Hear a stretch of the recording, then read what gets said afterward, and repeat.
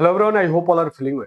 क्या है कि बांग्लादेश में जैसे वायलेंस चल रहा है, उन वायलेंस को देखते हुए एक दीपू चंद्रा करके व्यक्ति है जिसको काफी बेरहमी से पीटा गया और पेड़ पे बांधने के बाद जला दिया गया। जैसा कि हमारे पीछे वीडियो दिख रहा होगा आपको डैशबोर्ड पे, तो इसमें हम लोग देखेंगे कि आखिर क्यों उनको मारा गया। और इस पे बहुत सारी जगहों पे हिंदू संगठन ने जो है प्रोटेस्ट भी निकाली। कल की बात है, हम लोग देखेंगे आखिर दीपू चंद्रा को क्यों मारा गया। ऐसे तो बहुत सारी पिक्चर है यहाँ पे, तो दिखाया जाए तो मे भी कॉपीराइट भी लग सकता है। बांग्लादेश हिंदू युवक की हत्या मामले में 6 और गिरफ्तार और अब तक 18 हिरासत में। भीड़ ने पीट कर हत्या की, फिर पेड़ से लटका कर जलाया। अब ये जो फोटो है ज्यादा देर तक दिखाने का सेंस हुआ कि मेरे चैनल पे जो है कॉपीराइट लगेगा। ठीक है, बताते हैं आपको। बोल रहा है दीपू को ईसा निंदा के झूठे आरोप में मारा गया। कई लोग दीपू पर नौकरी छोड़ने का भी दबाव बना रहे थे। बांग्लादेश में दीपू चंद्रा दास की बेरहमी से की गई हत्या के मामले में पुलिस ने 6 और लोगों को गिरफ्तार किया। कई गिरफ्तारी जो है होती रही है और लोग भी मारे जा रहे हैं। 6 लोगों को गिरफ्तार किया है। यह गिरफ्तारी म्यांमार सिंह जिले के भालुका इलाके में छापेमारी के दौरान। ढाका ट्रिब्यूनल की रिपोर्ट के मुताबिक इन लोगों पर आरोप है कि वो दीपू दास पर अपनी नौकरी छोड़ने का दबाव बना रहे हैं। और इस मामले में अब तक कुल 18 लोगों को हिरासत में लिया जा चुका है। दीपू चंद्र दास की 18 दिसंबर को भीड़ ने पीट पीट कर हत्या कर दी। के बाद हम लोगों ने उन्हें एक पेड़ से आग भी लगा दी। इस घटना के बाद अल्पसंख्यक हिंदू समुदाय से बड़े पैमाने पर विरोध प्रदर्शन किया गया।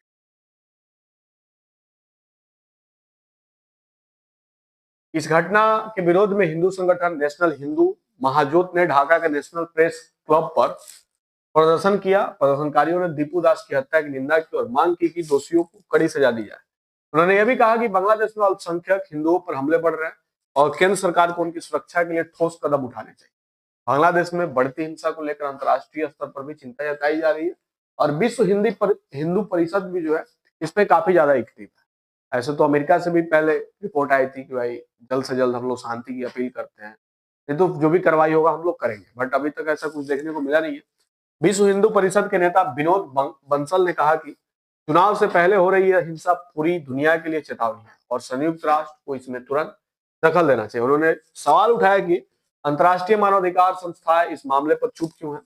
इससे पहले यूएन महासचिव एंटोनियो गुटेरेस ने बयान जारी कर बांग्लादेश के लोगों से अपील की कि वो हिंसा से दूर रहे, तनाव कम करे और शांति बनाए रखे ताकि चुनाव शांतिपूर्ण माहौल में हो सके। वहीं यूएन मानवाधिकार प्रमुख वाल्कर ट्रुक ने भी कहा कि बदले और हिंसा से हालात और बिगड़ेंगे और जरूरी है कि लोगों को बिना डर के अपनी बात रखने और सार्वजनिक जीवन में हिंसा लेने का मौका मिले। जैसे कि पहले भी इस पर बहुत सारे वीडियो हमने बनाए और आपने देखा, बहुत बढ़िया फीडबैक आया। तो जो भी प्रोटेस्ट हो रहे हैं कहीं ना कहीं बदले की भावना से हो रही है। हम एक हिंदू मारे हैं तो फिर ये लोग मिलकर उनको मार रहे हैं और ऐसे करके जो है वहां पे काफी तगड़ा से जो है चल रहा है। ठीक है, दीपू दास की हत्या पर भारत में भी प्रतिक्रिया देखने को मिली। अभिनेत्री और पूर्व सांसद जया प्रदा ने इस घटना की कड़ी निंदा करते हुए कहा कि ये बहुत ही दिल दहलाने वाली घटना। उन्होंने कहा कि एक निर्दोष हिंदू युवक को भीड़ ने मार डाला और उसके साथ अमानवीय व्यवहार किया गया।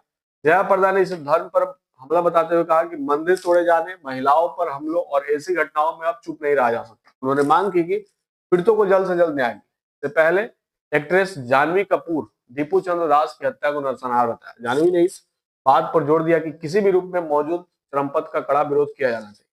25 दिसंबर को जानवी ने इंस्टाग्राम पर स्टोरी में दीपू चंद्र दास टाइटल के साथ एक नोट पोस्ट किया। उन्होंने लिखा, बांग्लादेश में जो हो रहा है वो बर्बरतापूर्ण है और यह नरसंहार और कोई अकेली घटना नहीं है। ठीक है, अब बात करें दीपू की लाइफ स्टाइल के बारे में कि आखिर ये दीपू करते क्या थे। तो ये जो है दीपू मेवांशी जिले के भालुका में टेक्सटाइल कंपनी फायरफेयर नेटवेयर्स में काम करते थे और फैक्ट्री में अफवाह फैली कि दीपू ने इसे निंदा की। फैक्ट्री के बाहर भी एक खबर पहुंच गई। रात करीब 9 बजे तक फैक्ट्री के बाहर भीड़ इकट्ठा हो गई। भीड़ अंदर घुसी और दीपू को खींच कर ले गई। लात घूसों और डंडे से उसे पीटना शुरू कर दिया।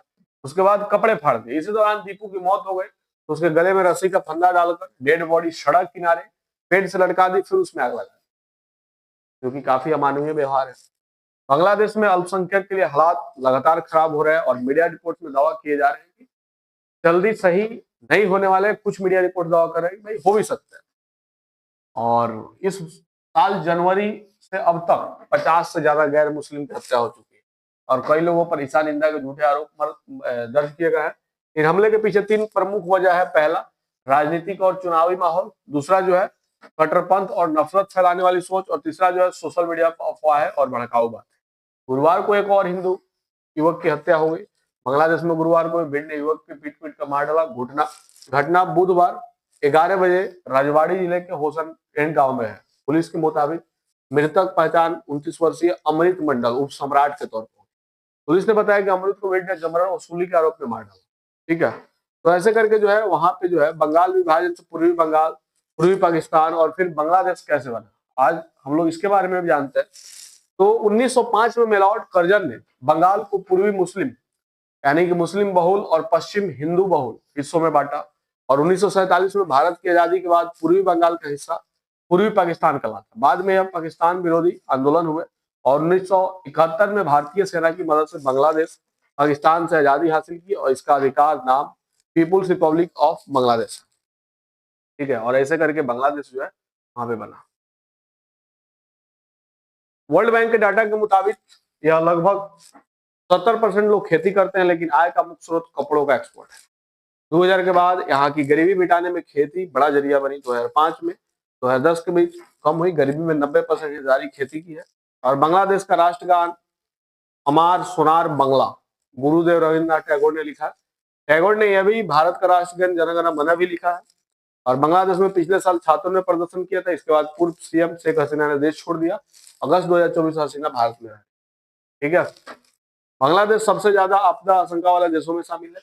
1970 में आए साइक्लोन से यहाँ 3,64,000 और 1991 में 1,36,000 लोगों की मौत हुई। ठीक है, तो अपने आप में देखा जाए तो काफी ज्यादा ये मार्मिक है। आगे की घटनाएं क्या होगी वो किसी को मालूम नहीं चल रहा है कि भाई वहां पे कब क्या हो सकता है। बट हम लोग इसमें थोड़ा सा हेल्पफुल कर सकते हैं। ये जो भी खबरें फैला रहे हैं या फेक लिंक वगैरह जो हम लोग शेयर कर रहे हैं, इन सबको कंट्रोल करें। चलिए मिलते हैं फिर से आपसे नेक्स्ट वीडियो।